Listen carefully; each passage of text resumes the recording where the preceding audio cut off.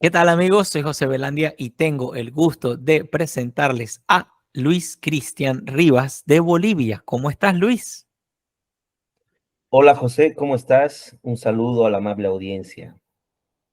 Qué bueno, Luis es parte de aquí de los invitados de Librepreneur, una vez que pude entrevistar a Lorena, una amiga que tenemos en común, y bueno, me pudo facilitar la forma de dar contigo y veo que, pues, entre otras cosas, le dedicas a la empresarialidad, te gusta mucho el tema del mercado, de la libre empresa, te resuenas mucho con las ideas de la libertad y sinceramente yo encuentro interesante Bolivia. No sé mucho de Bolivia, he escuchado cosas interesantes, conocí un par de amigos de Bolivia y las cosas que le escuchaba me parecen interesantes del país, bueno, de la cultura, del momento histórico que han venido atravesando y bueno, sin mucho más rodeo, cuéntanos un poco de tu historia y a qué te dedicas actualmente. Gracias José. Bueno, yo me llamo Luis Cristian Rivas Salazar. Eh, Durante mi época universitaria estudié Derecho en la Universidad Pública, Universidad Mayor de San Simón, y paralelamente mi madre me dio la oportunidad de escoger otra carrera. Tal vez me veía muy flojo por ahí, me veía descansando, durmiendo, y me decía, ¿por qué no estudias otra cosa? Y me animó a estudiar otra carrera. Ok, Estudié filosofía y letras, sí, en la Universidad Católica. wow. Y sí, sí, y bueno, me gustó esa carrera porque, bueno, me gusta leer, me gusta un poco la cuestión abstracta también, y me sirvió mucho estudiar filosofía y letras porque, bueno, pues fue una licenciatura muy interesante, conocer muchos autores, conocer el pensamiento, argumentos, etcétera, y además no solamente leer, sino también aprender a escribir un poco, ¿no? Y eso me gustó, me formó muy bien, creo.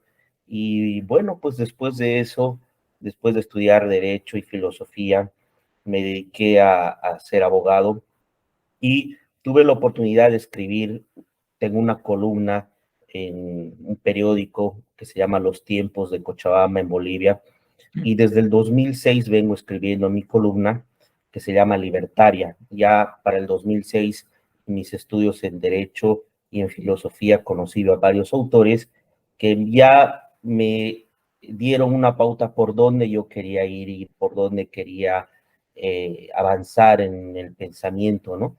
Y ya con mi columna en Los Tiempos se me han abierto otras puertas en otros periódicos. También mi columna sale en El Día de Santa Cruz, El Diario de La Paz. El Diario es tal vez el periódico más antiguo que tenemos hoy en día en funcionamiento en Bolivia. Y bueno, también tengo columnas que salen en el Instituto Independiente, en Voces Libres. Este Instituto Independiente está a cargo de Gabriel Gazabe y de otras personas. Es un portal completamente liberal, y bueno, ahí vamos difundiendo lo que son las ideas liberales, ¿no? Y actualmente pues me desempeño como abogado. Tengo también algunas redes sociales donde transmito el pensamiento, como en Facebook, por ejemplo, en el Instituto Libertad, Capitalismo y Empresa, que es ILSE. También difundo estas ideas, y de algún tiempo atrás he entendido lo que es la tecnología blockchain e ingresado a lo que es Bitcoin, ¿no? Y parte de ahí también estoy en un movimiento boliviano que es eh, la comunidad Bitcoin Bolivia.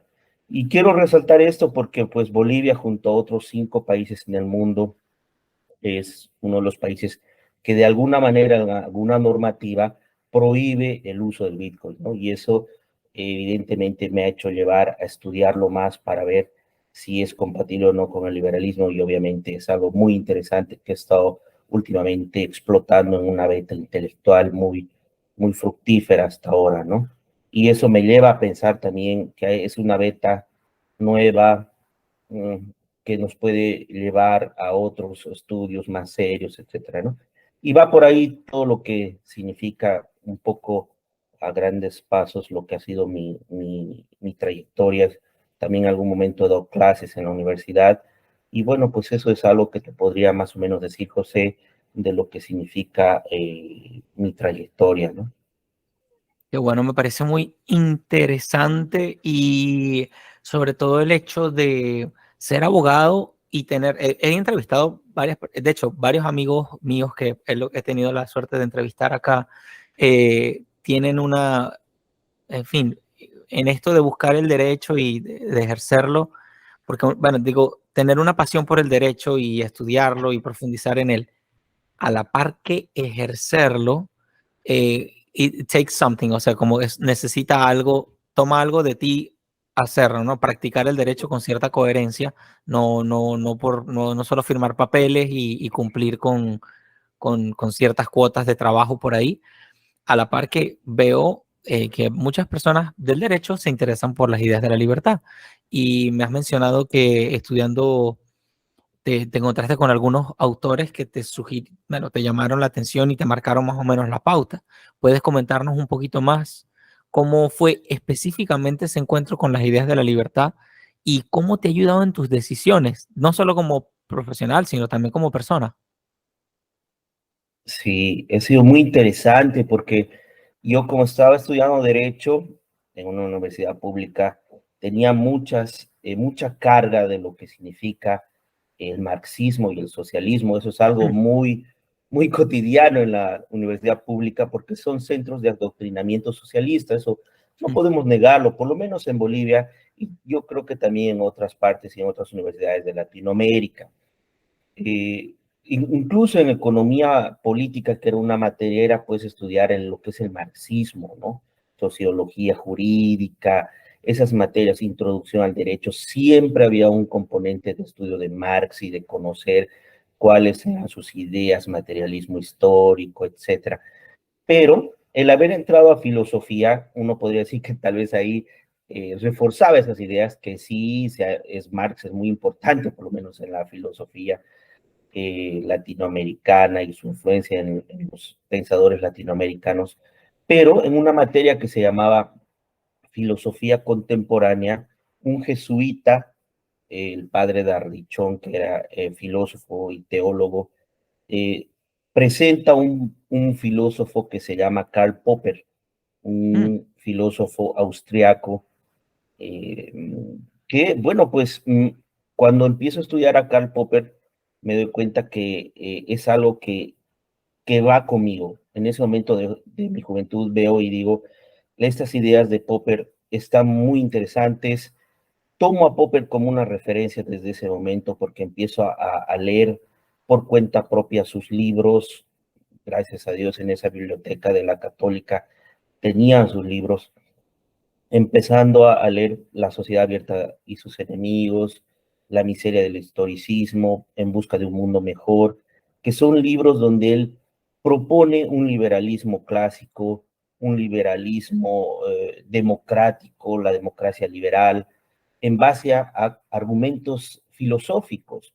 En La Sociedad Abierta y sus enemigos refuta no solamente algunas ideas de Platón, de Hegel, sino mm, también del propio Marx, ¿no? Entonces, ahí es donde me doy cuenta de que yo puedo debatir, puedo argumentar, puedo discutir ideas, no solamente en la universidad, en la católica, sino también llevar esas ideas a mis aulas, a las aulas de derecho.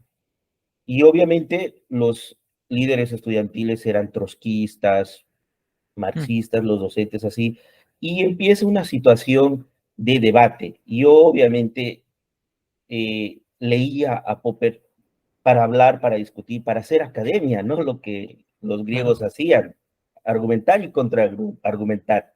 Y había una situación así que en filosofía un docente nos dice, nos sentamos aquí en esta aula, ¿para qué? Para debatir, quiero que debatan, discutamos, nos decía, empezamos a discutir, para eso hemos venido, empecemos a argumentar, yo les voy a decir algo y ustedes me dicen qué opinan, argumenten, y yo hacía eso, y él era de una posición muy posmoderna, muy Mm, relativista, le gustaba ese tipo de filósofos, y yo tenía una posición del racionalismo crítico de Popper, en una situación de lo que significa argumentar en torno a las ideas de epistemología, filosofía de la ciencia, es decir, que existe la razón, pero también existe lo que es la crítica, ¿no? El contraargumento, refutación. Y entonces discutíamos Me y al encanta. final de la materia resulta que salgo reprobado. ¿Por qué? Porque he discutido mucho con el docente. Y mis amigos que nunca han hablado, mis amigos que nunca hablaban ni nada, tenían notas de sobre 100, tenía notas de 55, 60, es decir, que no ponía notas muy buenas el docente, pero fue así, fue el único docente que me aplazó, pero fue por debatir, fue por discutir, fue lo que él decía. Yo dije, qué bien, qué súper esta clase, qué excelente, pero no, no, algunas veces no conviene eh, discutir o debatir con el docente. Y obviamente eso, por ejemplo, Max Weber en su libro El político y el científico menciona y dice Max Weber que el docente no debe hablar de política en las clases. ¿Por qué? Porque no está como en la plaza. En la plaza tú a cualquiera puedes discutirle a tu nivel, pero tú cuando estás en el aula, cuando hablas de política, tienes cierta superioridad, ¿no? Sobre los estudiantes, entonces hay miedo, no va a Mm, haber una argumentación, no va a haber contrapunteo, nada, ¿no? Entonces, eso pienso que ha pasado conmigo y obviamente fue algo que también me llamó mucho la atención. Y fue ahí, conociendo a Popper, eh, que tiene muchos ensayos hablando de Hayek, ya, wow. fue ahí donde conocí el pensamiento de los austriacos. Eh, Incluso Popper menciona que Hayek le ha abierto mucho la mente en el sentido de cómo es la lógica de la investigación científica en las ciencias sociales, ¿ya? Mm, Algo que siempre investigó Popper, la lógica de la investigación científica, pero en las ciencias exactas, en las claro, ciencias duras que se llaman, sí. ¿no? Pero Popper reconoce y dice, Hayek me ha abierto la mente en cuestión de las ciencias sociales que no tienen el mismo material de investigación que las ciencias exactas, porque las ciencias sociales son más complejas. Y es verdad, porque tú puedes hacer experimentos científicos de ciencias naturales agarrando ratones, cuyes, etcétera, y empezar a sacar teorías, hipótesis y refutar esas teorías, porque ahí están tus objetos de investigación. Pero ¿qué Sí. pasa en las ciencias sociales? Los experimentos no se pueden realizar así con todos los humanos y ponerles en cajas, ¿no? Y Mm, tratarlos como ratones de laboratorio. Es mm, complejo hacer experimentos. Y cuando haces experimentos, salen cosas como el marxismo, el socialismo, mm. miseria, y eso es lo que le llama mucho la atención a Popper, y eso le debe a Hayek, el individualismo metodológico, ¿no? Wow. Eso es lo que le debe y le reconoce en un mundo mejor, y también en su autobiografía de Popper. Y ahí es donde conozco a Hayek y empiezo a leer a Hayek. Y con Hayek ya vienen todos los austriacos, Mises, etcétera. Y fue ahí donde refuerzo esa parte, porque al final de cuentas Popper también con su liberalismo democrático para muchos tiende a ser un poco socialdemócrata. Sí. Pero de todas maneras, Popper es un referente grande del liberalismo, ¿no? Y es austriaco también, y es austriaco, es decir, que ha estado en el mismo círculo intelectual que los austriacos. Entonces, es ese mi primera entrada en lo que es el liberalismo, ¿no? Las ideas del liberalismo, gracias a la Facultad de Filosofía, que luego ha servido en mi vida, sí, porque en algún momento, influido por estas ideas, hemos hecho emprendimiento en alguna parte de mi vida. Qué bueno. Hemos tenido una empresa, sí, que se llamaba No Era Automatización, junto a un amigo ingeniero. Y este amigo ingeniero, pues lo que hacía él y yo le apoyaba era todo lo que significa automatización industrial, todo lo que son máquinas, todo lo que son componentes de máquinas industriales. Y nosotros importábamos y hacíamos el servicio de mantenimiento de ese tipo de máquinas industriales. Y pues ahí conocí varios artefactos y me gustó mucho a partir de ahí lo que significa la tecnología, ¿ya? Porque nos encargábamos de aparatos como PLCs, que son programadores lógicos de computadora, es programación, programación y automatizar todo lo que es el proceso productivo industrial. Y eso me gustó mucho, estuvimos ahí por mucho tiempo, pero por cuestiones tal vez de administración, etcétera, no nos fue muy bien.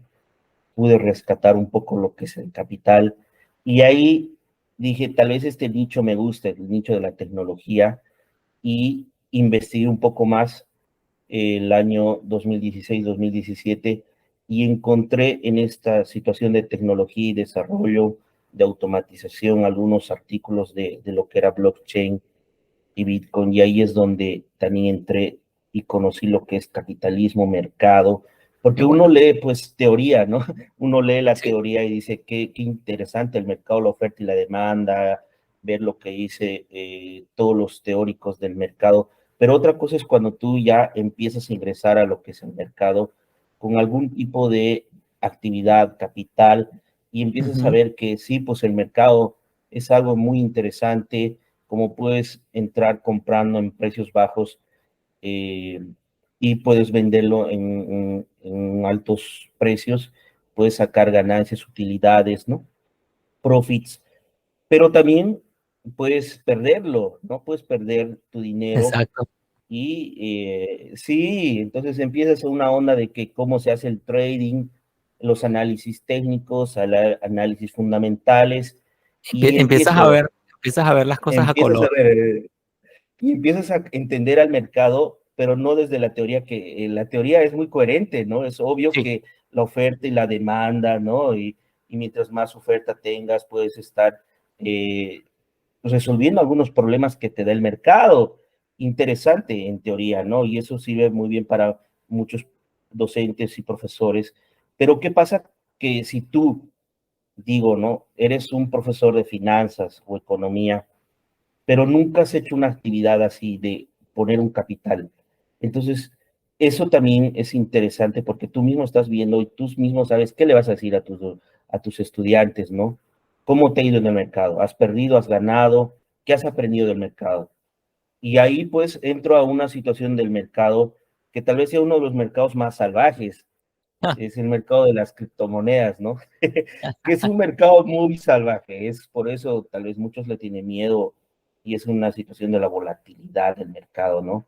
Cómo puede subir y bajar el precio por la noticia o porque tal vez sale un Twitter de Elon Musk que puede subir la acción de una meme coin como Dogecoin, ¿no? Y ese tipo de cosas que mucha gente está ahí para ganar y gana, pero también hay mucha gente que entra y pierde, ¿no? Pierde porque entró en un precio muy alto, etcétera. Entonces, ahí también entro en una situación que me apasiona, que es el capitalismo y el mercado puro y duro, el mercado que puede ser manipulado por las ballenas, y encontramos grandes cosas y betas hermosas y maravillosas que nos apasionan de lo que es el mercado, ¿no? El mercado realista, el mercado de la vida real, exactamente. Sí, Y, sí. y sabes que veo, bueno, qué interesante, como retomando un poquito lo que mencionaste de que conociste a Hayek leyendo a Popper, ¿en ese momento existía el Internet? Pregunto. Sí, sí, te estoy hablando del año, yo estaba en la universidad del 2000, del año 2000 al 2006 más o menos. Bueno, Ok, el dos mil ok. seis ya salgo, sí, ya existía el internet, sí, Tiene en el mucho sentido mérito. de que era muy rudimentario, Sí, por eso. tardaba Sí, mucho en cargar todas las páginas y eran pocos los buscadores, los correos, Hotmail todavía, Gmail, estoy hablando de esas épocas que evidentemente todavía eh, las cosas tuvieron que buscarlas en la biblioteca, con libros en forma impresa, ¿no? Hoy en día los libros de Hayek y de Popper lo puedes encontrar en forma digital y eso es algo grandioso para el liberalismo, ¿no? Eso es algo interesante, pero antes sí, incluso te comento que en esa biblioteca de la Católica habían libros de Hayek y eso era lo wow. más interesante, sí, yo me sentía muy muy afortunado tal vez de haber encontrado a Popper y a Hayek y encontrar libros de Popper y Hayek en una biblioteca en una ciudad que es Cochabamba. Sí, Ja. sí, sí. Y entonces, obviamente ya con el pasar del tiempo, las investigaciones que hacía eh, me hace, va con el desarrollo del Internet también, ¿no? Porque cuando encuentro a la tecnología blockchain en el año 2016, 17, claro, también ya estamos en un momento de más desarrollo del Internet, de las páginas y todo. Y claro, ahora ya no hay duda de que estamos entrando en la Web 3 todavía, ¿no? Sí. Lo que es inteligencia artificial y bueno, esto cada 6 meses está cambiando el mundo. Es tan apasionante también que exista todos estos cambios tecnológicos.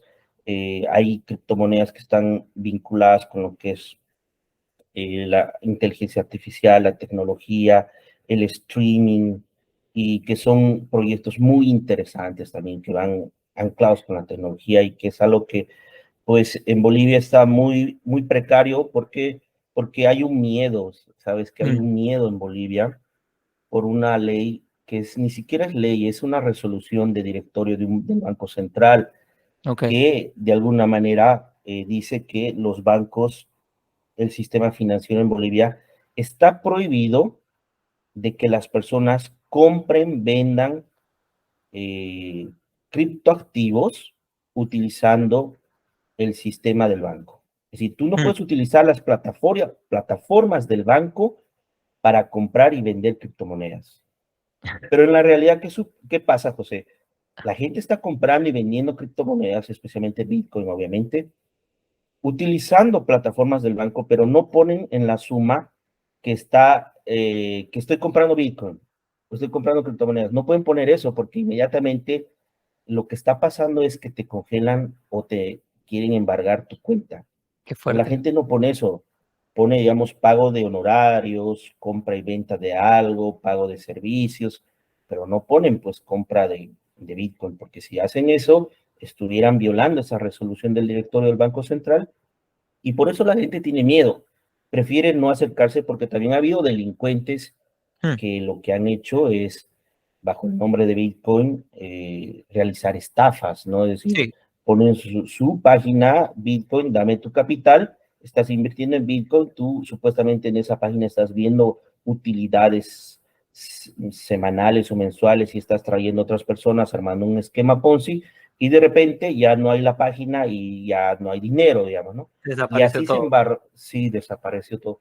Entonces ahí lo que hicieron mucha gente es embarrar el nombre de Bitcoin y lo que ha hecho el gobierno, los burócratas, en vez de investigar, en vez de aprender qué era la tecnología blockchain, han satanizado y han embarrado el nombre Bitcoin y obviamente la gente tiene miedo, piensa que van a ser estafadas y eso significa también educación, ¿no? Eso también significa educación y por eso también tenemos una comunidad que es la comunidad Bitcoin Bolivia, que se encarga un poquito de armar lo que son reuniones, lo que son enlaces, streaming, de todo lo que es desde la introducción al Bitcoin, al blockchain y todo Ok. lo que significa este sistema, Sería, ¿sí? sería bueno que nos compartieras luego más adelante, me puedes enviar por un texto o las webs, por lo menos me has mencionado el ILSE, me has mencionado ¿cómo se llama? Tu bloque de artículos de Libertaria, algo así que le llamabas, La y me has columna hablado libertaria, sí. la columna libertaria y me hablaste de ahora el bloque de Bitcoin de Bolivia. Eso es importante porque nos ayuda a nosotros a estudiar.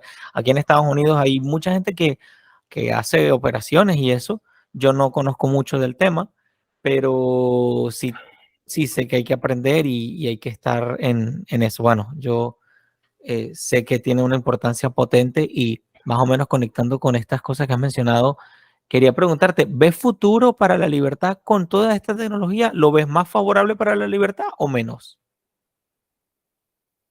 Ah, es que hay una lucha constante, es una lucha constante, José. Hay un avance de la tecnología, ¿no? Pero sabes que yo veo que esa tecnología puede ser usada para bien como puede ser usada para mal. Sí. porque te comento una cosa. Lo que se viene con blockchain es tremendo. Mm, Y esto es algo que hay que ver y que ya hay que estar pensando, especialmente los liberales, que a partir de lo que es el éxito del Bitcoin, y eso quiero, tal vez me estoy enfocando mucho en el Bitcoin, pero es tal vez el producto, José, más exitoso, el Bitcoin es el producto más exitoso del capitalismo hasta ahora, wow. porque desde su creación, desde el 2008 al 2009, desde que valía centavos de dólar un Bitcoin, Qué tristeza que no sí, centavos, aprovechamos. ¿por qué? A veces Qué uno diría, tristeza. ¿por qué no nos inventamos la máquina de volver al pasado y volvemos al 2009, 2010, donde cada Bitcoin valía centavos, aunque sea un dólar, Ya, ¿no? Entonces, y se produce esta tecnología, Satoshi Nakamoto nos entrega el Bitcoin. ¿Y qué pasa desde ahí? Que vale centavos de dólar, vale un dólar el Bitcoin. A partir de ahí la gente entiende que el Estado también tiene que separarse del dinero, mm, ¿sí? Muchos bello. liberales han luchado por muchas cosas que el Estado debe separarse de la educación, el Estado debe separarse de la salud, debe haber privatización de los servicios, etcétera. Pero ha habido también pensadores, Hayek, en su libro La desnacionalización del dinero, te dice que el dinero también debe competir en el mercado. Sí, ¿Por qué los estados deben cerrar las fronteras a otras monedas? ¿Por qué las monedas no compiten también? El dinero no compite en esa situación de oferta y demanda. ¿Por qué? Porque hay una nacionalización del dinero, ¿sí? Pero dejemos en libertad también eso y que haya competencia, dice Hayek. En alguna entrevista que tenemos ahí en nuestra página del ILSE, Hayek menciona y dice, tal vez en el futuro la gente encuentre un artilugio. mm, Un artilugio es una forma de esquivar algo, ¿no? Esquivar algo contra esa imposición del Estado sobre el dinero. Y ese artilugio, todo un creo profeta. yo, que es el Bitcoin. Sí, sí. Es bien interesante volver a leer o ver esas entrevistas, es decir, ese artilugio para salir de esa situación de la nacionalización del dinero, tal vez sea el dinero privado. Y ahí Claro. está. Y también hay un video donde está Milton Friedman, que también lo tenemos en nuestra página, donde Milton Friedman se preocupa y dice, ¿cómo salir de, de esa situación opresora del Estado con los impuestos en las transferencias de mercaderías? Y él dice, tal vez sea bueno el e-cash. Y está Mm, hablando de una moneda encriptada. Y eso es el año 99, creo que es ese video. wow. Sí, donde Milton Friedman, y estamos hablando que el 99 ya dice eso, y el 2009 sale Bitcoin, y Milton Friedman habla del e-cash, y por lo que es Internet, dinero del Internet, el e-cash, como una forma de evadir al Estado, Mm, evadir en los impuestos, algo criptográfico encriptado, donde tú te liberes de esa opresión fiscal. Entonces, ahí también hay algo interesante en Friedman y que no sé si animarme a decir esto, pero tal vez Hayek y Friedman verían con buenos ojos lo que es Bitcoin, porque Bitcoin, más sobre todas las otras criptomonedas, Bitcoin es descentralizado, ¿sí? Es decir, su algoritmo, su forma, su sistema ya no puede ser cambiado, tiene un límite de emisión de 21 millones, no puede haber más bitcoins, ¿sí? Pero, por ejemplo, ¿qué pasa con las monedas fiduciarias, las monedas fiat de los bancos centrales? No tienen límite de emisión. claro. Desde 1971, el dólar norteamericano dejó el patrón dólar o patrón oro, ya no se sustentaba en el oro y empieza una situación de expansión monetaria a nivel casi como un imperialismo mediante el dólar. Y Mm, eso provoca que haya una devaluación del dólar y provoca la inflación, lo que ahora se está viviendo en Europa, en Estados Unidos, en todas partes. ¿Cómo se habrá Pero devaluado el eso, dólar? ¿Cómo se habrá devaluado el dólar? ¿Que cuánto está ahorita el Bitcoin? mira, el Bitcoin en este momento está sobre los 27, 28 mil dólares por moneda, O sea, ¿no? imagínate, En a- vale, no sé, vale 28.000 más que lo que valía en sus inicios. Eso quiere decir que necesitarás más dólares para comprar más Bitcoin, con lo cual el dólar vale menos. eso es lo que está pasando. Y en algún momento llegó en su pico más alto llegó a valer 66 mil dólares, ¿no? Y tiene todavía esa situación alcista el Bitcoin y bueno, entonces esas situaciones nos llevan a pensar todo lo que es el mercado, el capitalismo y todo lo que es este pensamiento y lo que es la tecnología. ¿Y a dónde iba? Este éxito del Bitcoin en tan poco tiempo, porque ahora he estado viendo hace poco gráficos de acciones y Bitcoin está en el puesto número 12, ¿sí? Ha ganado a muchas empresas como Facebook, está a punto de ganar a Tesla en lo que es el mercado y de capitalización. ¿Cuánto está su capitalización? Y está a nivel mundial en el puesto número 12, ¿sí? En primer lugar está el oro, el mercado de capitalización del oro está en primer lugar, ahí en el top 10 tenemos a otras empresas grandes y en el puesto 2 está Bitcoin y obviamente ha superado a muchas monedas a nivel mundial. El rublo y otras monedas han sido superadas por lo que es el Bitcoin. Entonces, en poco tiempo ha demostrado que es algo que es parte de la evolución del dinero, ¿sí? Y eso ven los estados y dicen, nosotros no podemos estar lejos de esto. Mm, Y aparecen los estados y aparece sobre todo China. China está desarrollando en este momento lo que es la CBDC, que son un acróstico de lo que es en inglés la moneda digital del Banco Central. mm. Ellos están desarrollando su moneda digital. Es el país que más está desarrollando. Hay cantones en China donde ya como experimento en esa lógica de ingeniería social que hablaba Popper, Mm, están experimentando cómo está la moneda digital del Banco Central. Y eso quieren cambiar, obviamente, por eso también el afán de desdolarizar al mundo, las BRICS, quieren desdolarizar al mundo porque quieren implementar lo que son las CBDCs, la moneda digital del Banco Central. Y eso es a partir de este éxito y a dónde está apuntando el mundo a digitalizar todas las transacciones. mm. Y eso pasa en Europa, pasa en Estados Unidos, donde el cash, el efectivo, ya no cuenta. Todas las transacciones son en moneda digital. ¿Sí? Pero obviamente un país tiene que adelantarse a todo eso. Ya el mundo no puede estar manejando billetes y billetes de dólares y China está viendo que lo mejor podría ser su moneda digital, el yuan digital. Y es a donde estamos yendo. Estados que van a poner sus monedas digitales del Banco Central, pero ojo, esas monedas del Banco Central son Yo, fácilmente yo creo que yo controladas y creo, yo vigiladas. creo, yo creo que una vez que ellos entren en este plan digital, lo más probable es que ya sea como una apertura a la competencia digital. Yo creo que va a ser peor para ellos. O sea, en el long run, en el largo plazo, porque claro, ellos quieren dominar los sistemas, ser el dueño de esto, el que regula esto, el que la ley y tal, pero sabemos que detrás de cada regulación se abre un mercado negro, entonces ya no sé, yo no tengo ni idea de cuántos activos, criptoactivos existen ahorita, no sé, mundialmente, pero cuanto más hay, más se diluye la moneda oficial. No sé si estoy en lo correcto o no sé si lo que digo tiene sentido.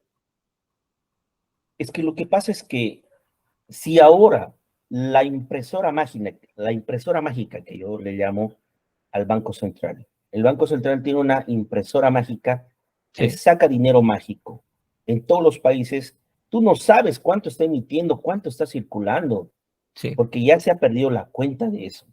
claro. Imagínate si eso pasa con la impresora mágica, ¿qué pasaría si fuera dinero digital? Uf, Ya no podrías establecer cuánto es el límite, cuánto. Simplemente van a apretar botones, van a programar y va a salir el dinero digital. Pero ojo, este dinero digital es diferente al efectivo, ¿sí? En Suiza hay un movimiento liberal que está pidiendo que se haga una votación para que el efectivo no desaparezca, porque el efectivo te da cierto grado de privacidad. Ujú. ¿Sí? Tú puedes hacer transacciones, por ejemplo, ir a comprarte, no sé, unos cigarrillos, alcohol, o contratar una prostituta, y nadie se va a enterar si es en efectivo. Pero, Claro. ¿qué pasaría si eso fuera digital? Si va a ser digital, van a conocer todos tus movimientos, a quiénes has dado dinero, de quiénes recibes, y obviamente, como en la China, puede haber control incluso de que si tú no eres partidario del gobierno o eres una persona peligrosa políticamente hablando, opositor, Sí. podrían embargar y confiscar tu dinero. Y no solo eso, hay el plan de que el dinero tenga límite en el tiempo, límite de gasto. Es decir, que tú Mm. no puedes acumular dinero. Tú tienes límite en el dinero de gastarlo en, no sé, un año. Si no lo gastas, bueno, pues se expira ese dinero digital. A ese nivel se podría estar llegando con las CBDCs. Es decir, Mm. es un dinero digital centralizado porque va a haber un partido, una organización, va a haber un político que va a decirte o va a controlar y va a vigilar, controlar y vigilar a quién estás financiando, de quién estás recibiendo dinero, en qué estás gastando y en cuánto tiempo estás gastando. Yo Eso voy a se va a decir, saber. yo voy a decir algo que dije cuando vivía en Venezuela y porque lo que me cuenta es como la historia que vivimos en Venezuela. Yo desde chiquito, yo recuerdo que veía cómo imprimían nuevos modelos, nuevos diseños de billetes cada tanto. Y este tiene esta carita, y este tiene este color, y este tiene esta, y así, ¿no? Y después, claro, como vas madurando y tal, y después también entré en estos institutos de formación socialista, universidades y tal. Claro que le debo mucho, ¿vale? Quienes me escuchan, yo quiero mucho mi universidad, claro que sí. No precisamente por lo que no haya aprendido bien, sino por lo que sí aprendí bien y tal. Pero bueno, a fin de cuentas, claro, cuando como tú vas autoeducándote y aprendiendo, e investigando, investigando, conociendo en esta sociedad con internet y tal, pues te das cuenta que, bueno, estabas en un laboratorio socialista prácticamente, ¿no? Pero bueno, eso es otro tema. El caso es que vi y fui madurando de cómo fue destruyendo la moneda en mi país, se fue destruyendo al punto de que tal. Entonces, cuando me comentas esto, yo digo, ¿cómo será lo que ocurrió en mi país, pero a escala mundial, ¿no? Con todo esto que mencionas de la CBC, porque efectivamente el control puede ser perfecto, el gobierno puede ser súper potente, puede ser súper violento, ta, ta, ta. ¿A qué no suena esto? Ya sabemos a qué no suena, ¿no? Pero entonces también sabemos por historia y por, no sé, ley de Dios, que sabe, no sé, que el mercado encuentra soluciones alternativas. Entonces, ahora eliminaste el efectivo, ahora hay nuevas formas de efectivo, van a brotar. O sea, yo lo considero inevitable. Claro, me da demasiada curiosidad ver qué va a pasar, cómo va a pasar, quién lo va a hacer. También tengo las expectativas de que, wow, ¿qué va a pasar? ¿Sabes?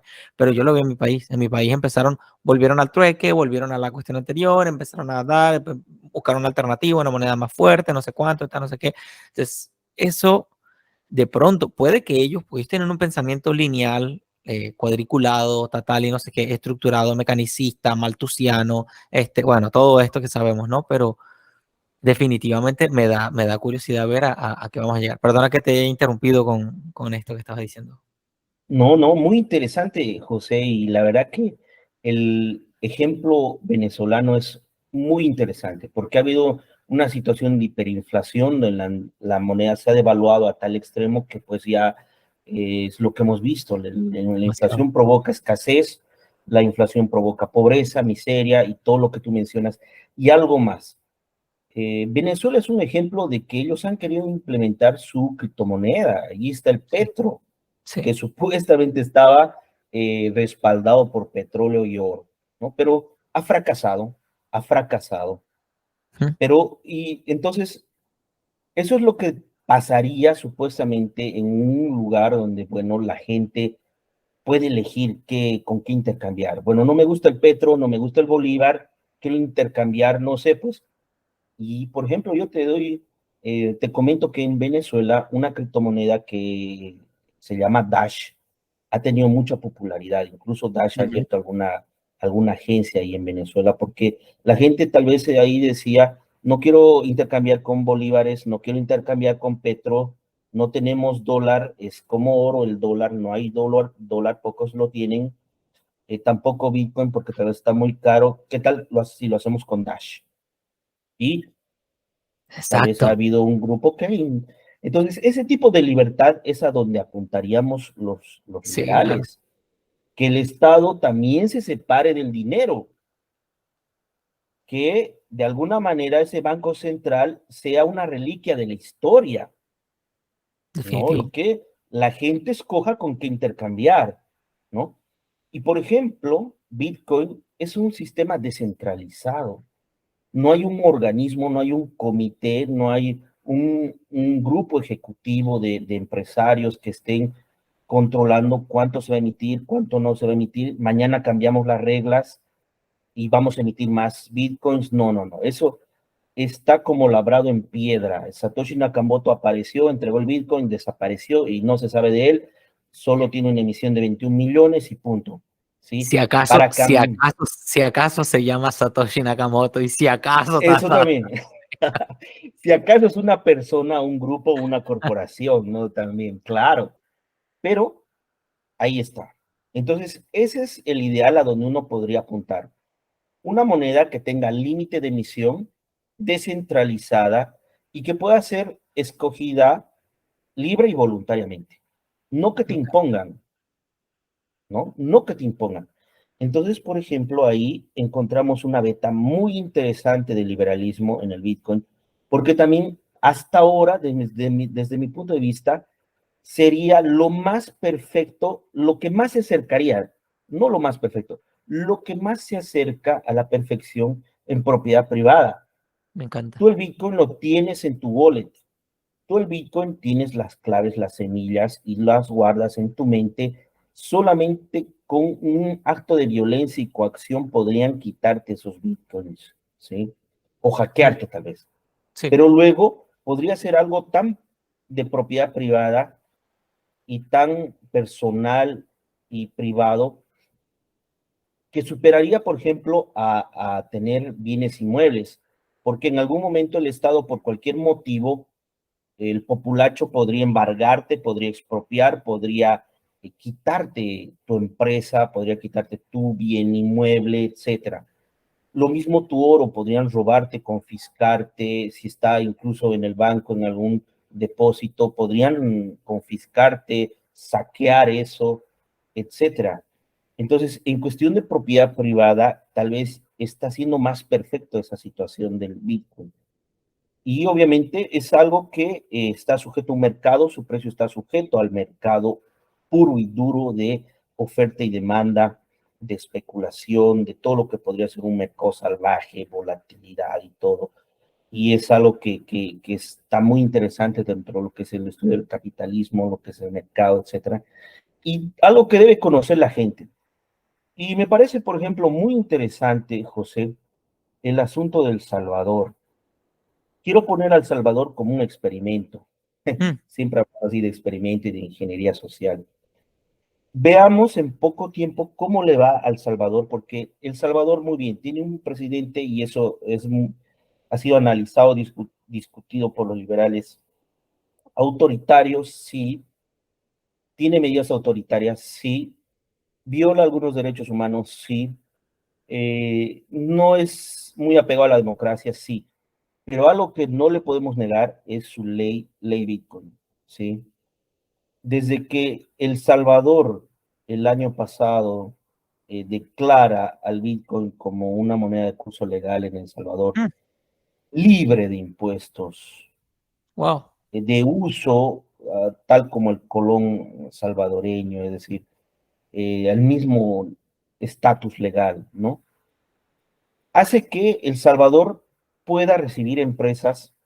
Hoy día estaba leyendo que Strike es una empresa que realiza micropagos, microcréditos, y que su fundador, Jack Ah, sí, Mallers, era sí. fundador de Twitter, parte de Twitter, Jack Mallers. Dejó Twitter y luego apareció Elon Musk. Jack Mallers está a cargo de Strike. Strike se encarga de pagos y de microcréditos. Strike decidió trasladarse a El Salvador para encargarse de microcréditos y micropagos en Bitcoin. Mm.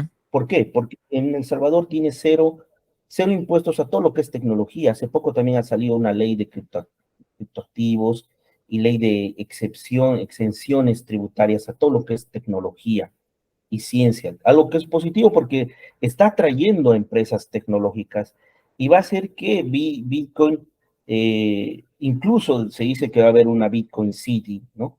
Entonces va a traer a los Bitcoiners del mundo,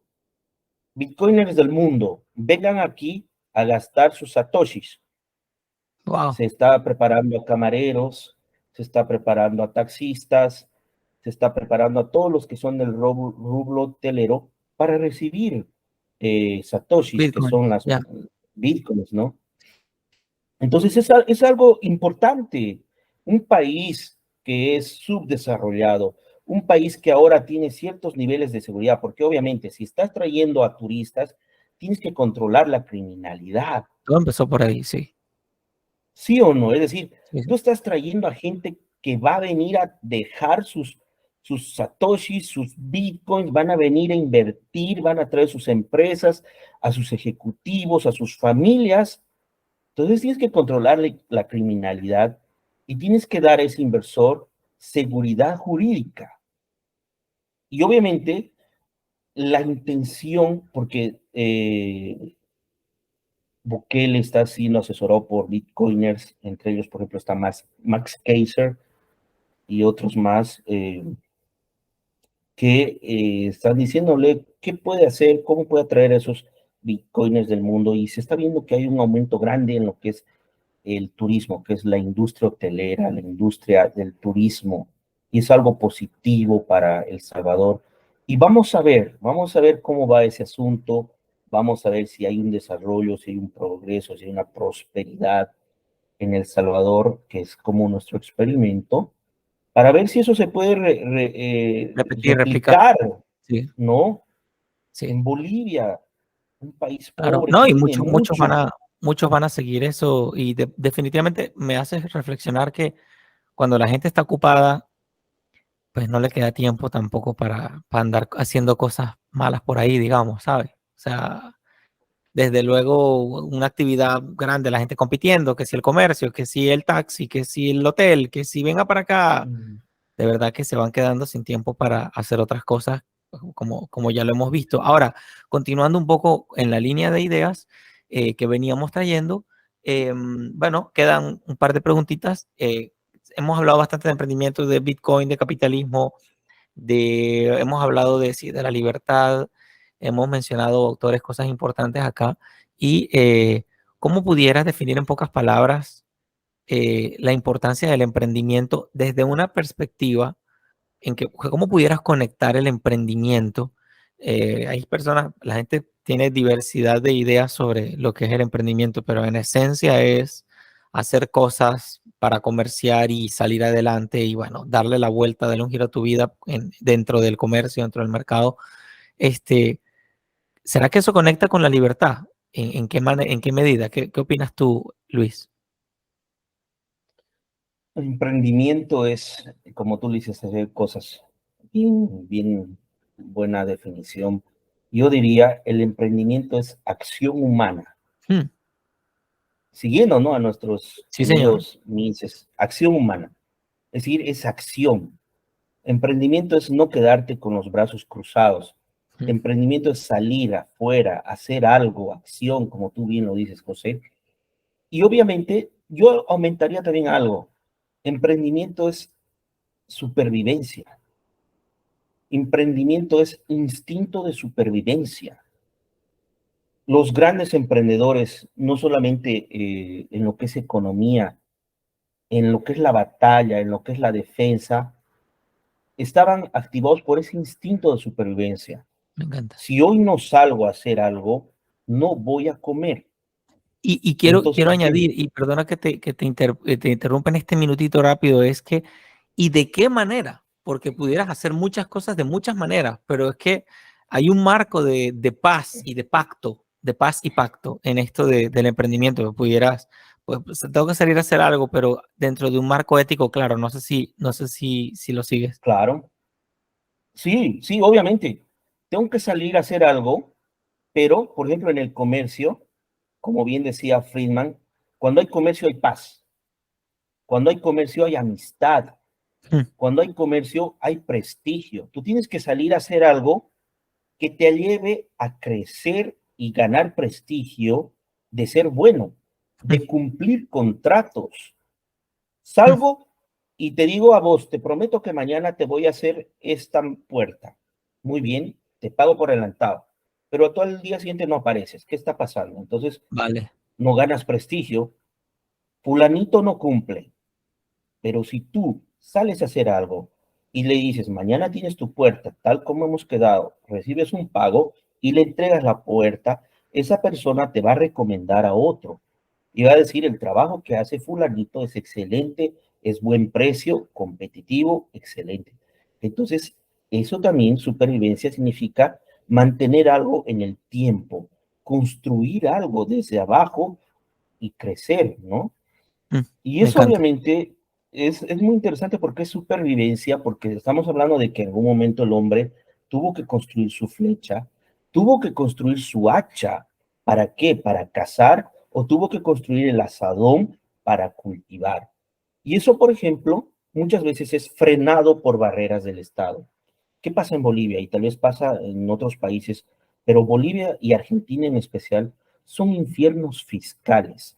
Mm, Hay índices, por ejemplo, el índice Paying Taxes Index, que es del Banco Mundial y de la PwC, que es una empresa grande de auditoría, que sitúan a Argentina y a Bolivia entre el del ranking de 187 países en los 4 últimos puestos, porque son infiernos fiscales donde tienes un gran esfuerzo de hacer empresa. ¿Por qué? Porque puede haber bloqueos, paros, manifestaciones, violencia, etcétera. Y tú, a pesar de eso, tienes que salir a trabajar y de paso te cobran 25% de utilidades. 25% de utilidades demasiado. que te ven. El Estado prácticamente es más grande que un socio que puedas tener. Está ganando, te quita el 25% de la torta. Eso no es justo ni correcto. Y no hay Entonces es un retroceso, infierno fiscal. y no hay retroceso, porque hay algo que he estado analizando, menos, o sea, y ya por los hechos lo vemos, ¿no? O sea, los impuestos no tienden a disminuir, tienden a crecer, las ayudas no tienden a disminuir, tienden a crecer, ayudas con A minúscula, todo en A minúscula, todo en minúscula, que las ayudas terminan saliendo más caras que el gobierno, que el mercado resolvería más rápido y barato, y bueno, y con más precisión también. Y tú me comentas que trabajas con el ILSE, que si no me equivoco era el Instituto de Libertades y Capitalismo y Empresarialidad. Sí, el ILSE es el Instituto Libertad, Capitalismo y Empresa. Ok, Por ejemplo, con el ILSE tenemos algunas actividades, somos un grupo reducido, somos 5 personas que estamos llevando adelante una iniciativa legislativa que se llama el Día del Contribuyente, ok. ¿sí? Porque si vivimos en un infierno fiscal, tenemos que reconocer que quien aporta esos tributos es un héroe que sale todos los días y que Definitivo. destina parte de su ganancia. Una ¿Para héroe y qué? una Para que víctima. es que, y claro, no es una invención nuestra, porque el Día del Contribuyente existe el Día del Contribuyente en los países anglosajones, que destinan un día al año para que ese contribuyente no pague impuestos. Y eso obviamente es una especie de empoderamiento, es un empoderamiento legal y económico, ¿no? Tú, contribuyente, date tu puesto frente al burócrata. Ese burócrata que está tratando de extorsionarte, que está tratándote con violencia, te debe su impuesto y su sueldo gracias a ti. Entonces mereces tu día del contribuyente. y estamos Y en el tratando de gobierno, impulsar. y en el gobierno dicen, no, no nos bastan 364 días, queremos ese día también. Claro, no, y te comento que tenemos amigos diputados, opositores, que les hemos convencido que lleven adelante este Día del Contribuyente, pero ellos no pueden convencer a sus amigos opositores de que es algo que es algo positivo, porque todos pagamos tributos cuando estamos comprando gasolina, medicamentos, aunque no tengas tu registro de contribuyente, estás pagando impuestos. Sí. Entonces, todos somos contribuyentes de alguna manera, pero esos amigos opositores no les convences de que sí hay un héroe o hay una víctima del infierno fiscal y no quieren llevar adelante esa propuesta. ¿Puedes imaginar? Entonces, en los mismos opositores en Bolivia no hay ideas liberales. En los mismos opositores hay un gen socialista, estatista, que dice, ¿de qué va a vivir el Estado? Te dicen. Pero ¿cómo? Si vas a eliminar impuestos, ¿cómo vamos a pagar la salud? ¿Cómo vamos a pagar la educación? Pero tú les dices, ¿qué salud y qué educación te da el Estado? ¿Es de calidad? Tú, cuando estás mal, prefieres ir a un hospital privado y no vas al servicio público porque te puedes morir. No hay ni equipos ni infraestructura médica. Veo, Y eso es veo lo que muy, no entienden. veo muy valioso y no, no sé, probablemente es una apreciación que tengo o porque estoy muy conectado en estas cosas, en la libertad y esto, pero veo que cada vez es más común conversar sobre estos temas. Ya no es el debate como que ha ido dejando de ser qué gobierno es mejor, ¿no? O sea, de alguna manera, no, no lo sé. Porque mira, por todos lados hay canales, por todos lados hay Reels, hay Instagram, hay Facebook, por todos lados hay chats, hay Telegrams, vemos una proliferación de personas con inquietudes de esto de la libertad. Y fíjate la diferencia, porque por lo menos en Venezuela hubo un momento oscuro, oscuro, oscuro, en el que toda la oposición era, no, que nosotros tenemos que salir de este gobierno de manera pacífica, no podemos pelear, todo tiene que ser así pacífico y tal, y no sé qué. Todavía eso está así. Y entonces, claro, los pocos que hemos ido un poco más allá, no solo debatirnos en qué gobierno es mejor, sino si es la libertad o la ausencia de ella, lo que realmente importa, pues hemos sufrido presente, pasado y futuro. Cuando tú te vas de tu país y tantos los problemas como las glorias y los problemas te van a perseguir de alguna manera. Em, Desde luego, hay personas muy interesantes, muy buenas, muy importantes allá en Venezuela, pero definitivamente el sistema o la estructura está plagada bueno, de personas, de actores y de personas que confunden mucho a la sociedad allá. Pero bueno, valoro mucho, aplaudo mucho que, o sea, por el tono o por la forma en que me hablas, me parece que definitivamente el tema de la libertad se conversa o estás en un entorno en el que lo conversas a menudo y es punto de conversación, es punto de discusión y sobre todo porque eres abogado, porque claro que hay abogados muy importantes allá en Venezuela, son pocos, ¿ah? Creo que quizás los cuento con las manos, creo que he entrevistado a 3 de ellos, algo así, pero pues no sé, me parece que allá en Bolivia pues también hay esperanza en ese sentido. Sí, hay esperanza porque lo que está pasando es que las nuevas generaciones de jóvenes, influidas sobre todo por el YouTube y las redes sociales como TikTok, han empezado a ver algunos segmentos, ¿sí?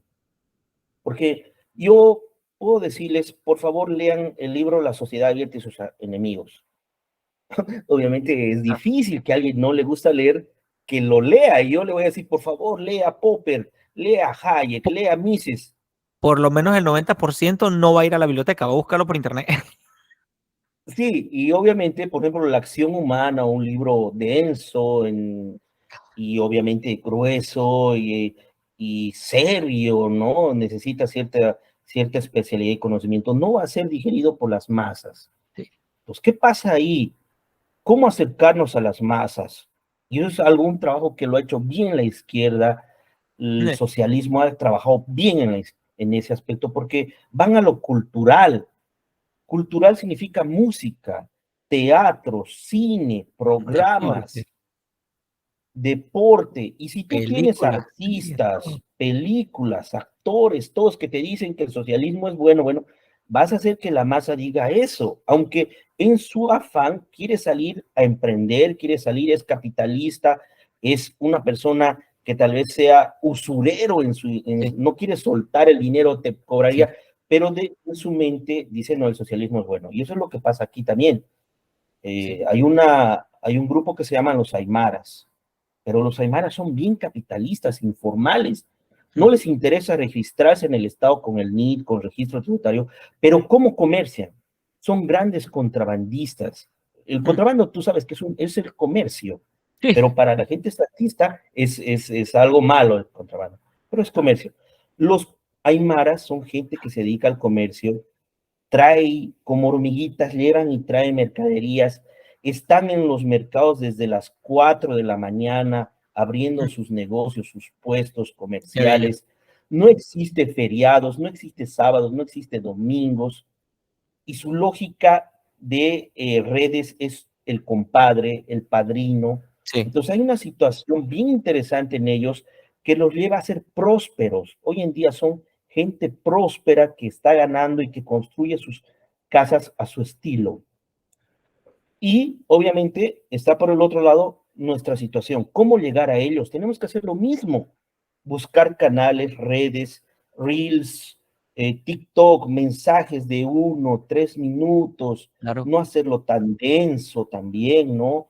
Y eso aporta tener artistas y los jóvenes se están ubicando en grandes grupos y están avanzando en esa situación de ideas gracias a difusores. Por ejemplo, es muy cercano a nosotros Javier Milei y mucha gente ha conocido en Argentina y en Bolivia, te comento, entre los jóvenes es muy popular Javier Milei por la forma de hablar, por la forma de expresarse.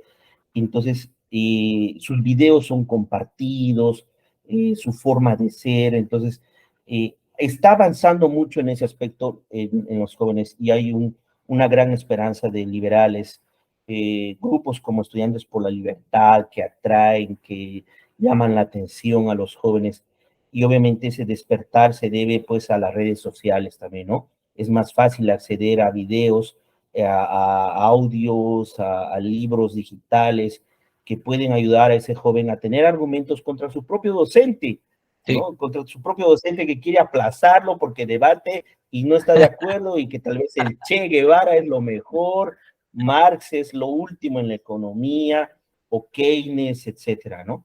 Entonces, ese joven necesita argumentos, necesita un análisis para poder ir a la lucha de las ideas, ¿no? Y eso me parece un poco positivo, está creciendo en Bolivia también, como tú dices, a todo en Latinoamérica tenemos canales, tenemos referentes que son muy populares y que crecen y que es algo bueno y positivo, sí.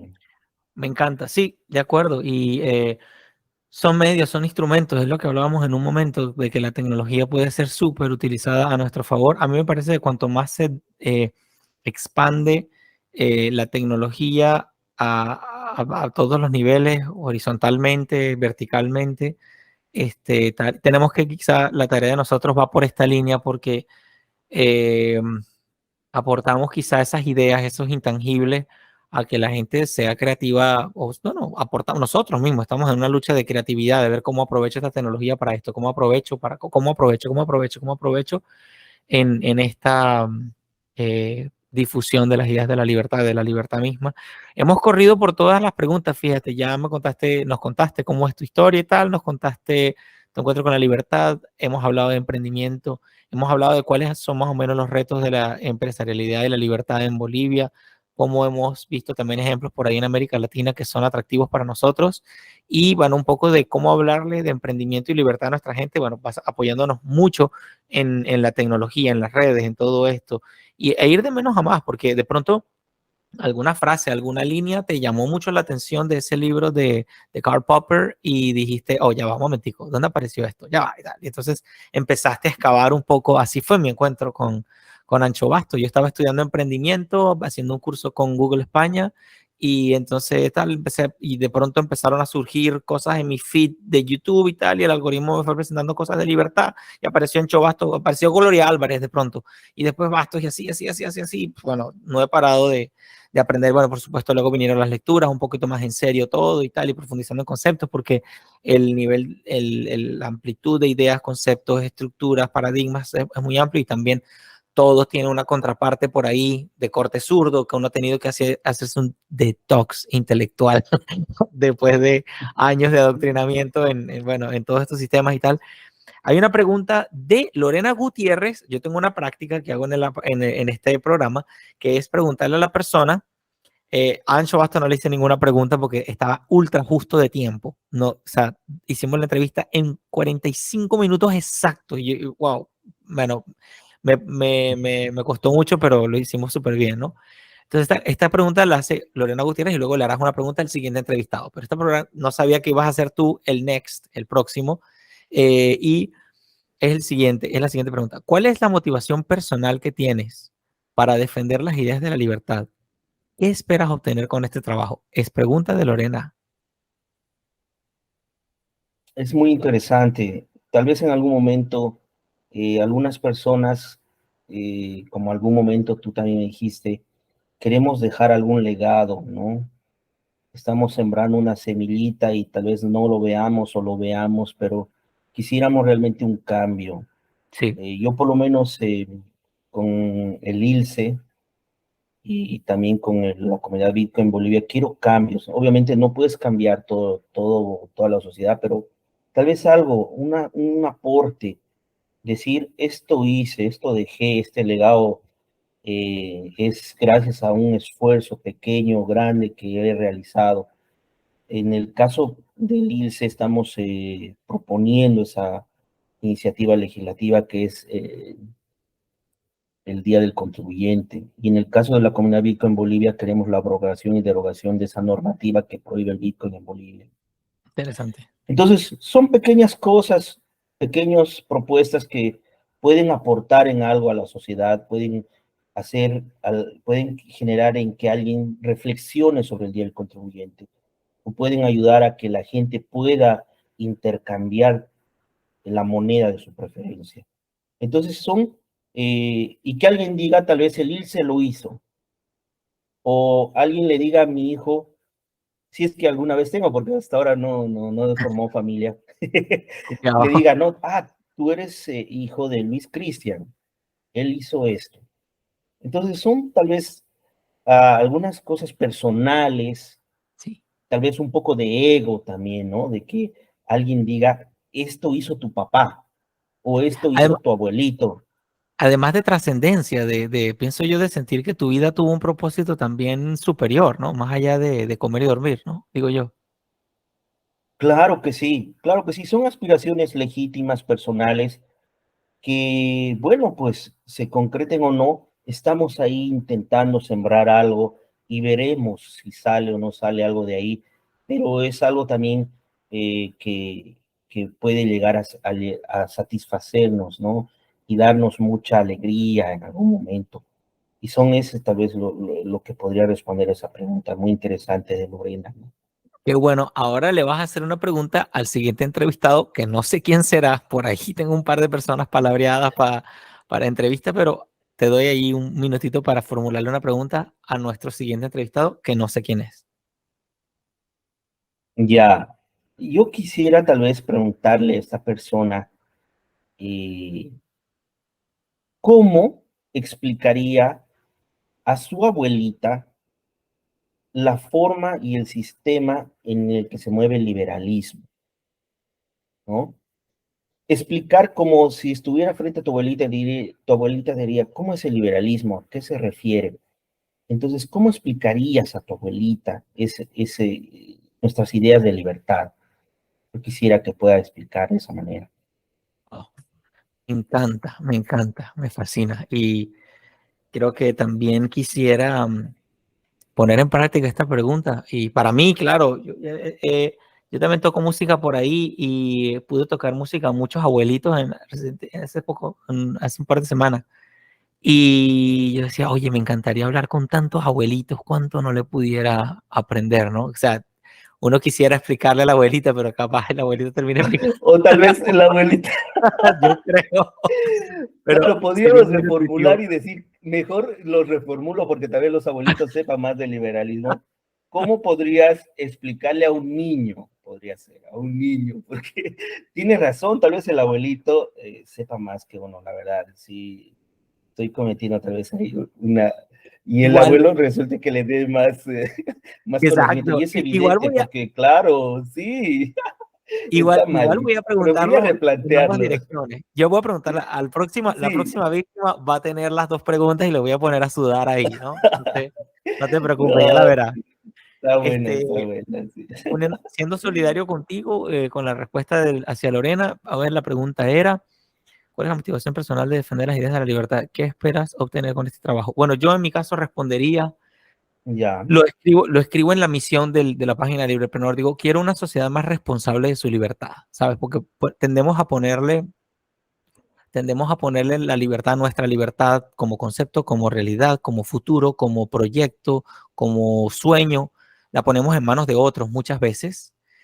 Bueno, no, yo espero que mi político me defienda, yo espero que esto, yo espero y tal, ¿no? Salvo en el caso de la fe, que las personas que, bueno, tenemos fe y todo eso, tenemos una dirección en ese sentido, pero eso sería tema de otro debate, pero definitivamente la libertad tiene que empezar por tu lado, porque si, toda persona que cree o que tiene fe dirá, bueno, yo decidí tener fe y entonces eso me llevó por un camino y entiendo la libertad así asado, pero definitivamente asumes las riendas de tu libertad, ¿no? De lo que te pueda, hacia dónde te puede llevar la libertad, pero definitivamente me gustaría mucho que quienes escuchan estos programas y todo esto que voy entregando junto a ustedes, pues sería imposible sin ustedes.